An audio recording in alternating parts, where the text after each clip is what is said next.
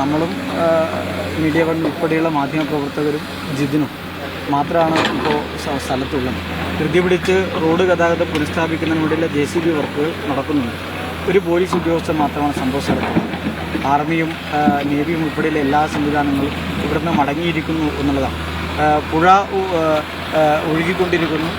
കരയിൽ ഗതാഗതം പുനഃസ്ഥാപിക്കുന്നതിനുള്ള നടപടികൾ നടത്തുന്നു എന്നതിനപ്പുറം നമ്മൾ ഇന്നലെ പങ്കുവച്ച പോലെ തന്നെ കർണാടകം പൂർണ്ണമായി ഇവിടുത്തെ ജില്ലാ ഭരണകൂടം ഈ രക്ഷാദൗത്യ പ്രവർത്തനം പൂർണ്ണമായി ഉപേക്ഷിച്ചിരിക്കുന്നു എന്ന് തന്നെയാണ് ഇപ്പോൾ നമുക്ക് കാണാൻ സാധിക്കുന്നത്. പ്രതിഷേധാർഹമായ സമീപനമാണ്. ഇന്നലെ തന്നെ നമ്മൾ ഈ കാര്യങ്ങൾ പറഞ്ഞു. ഈ സൂചനയാണ് ഇവർ താൽക്കാലികമായി നിർത്തുന്നു, കരയിൽ ഞങ്ങൾ അന്വേഷണം നടത്തുമെന്ന് പറഞ്ഞപ്പോൾ തന്നെ നമ്മൾ പറഞ്ഞതാണ്. കാരണം നേവി ഉൾപ്പെടെയുള്ള സംവിധാനങ്ങൾ ട്രക്ക് കണ്ടെത്തിയ പോയിന്റ് പുഴയിലാണ്. ആ പോയിന്റിൽ അന്വേഷണം നടത്താൻ ഞങ്ങൾ കരയിലുണ്ടാകുമെന്നൊക്കെയാണ് ഇന്നലെ കർണാടകത്തിൻ്റെ മന്ത്രി ഉൾപ്പെടെ നമ്മോട് പങ്കുവച്ചത്. പക്ഷേ ഇന്ന് നമ്മൾ ഇന്നലെ പറഞ്ഞത് തന്നെയാണ് യാഥാർത്ഥ്യമായി മാറിയിരിക്കുന്നത്. കരയിൽ പോലും ഒരാളുമില്ല. ഇവിടെ ആരും തിരിഞ്ഞു നോക്കാത്ത ഒരു സാഹചര്യത്തിലേക്ക് തന്നെയാണ് കാര്യങ്ങൾ എത്തി നിൽക്കുന്നത്.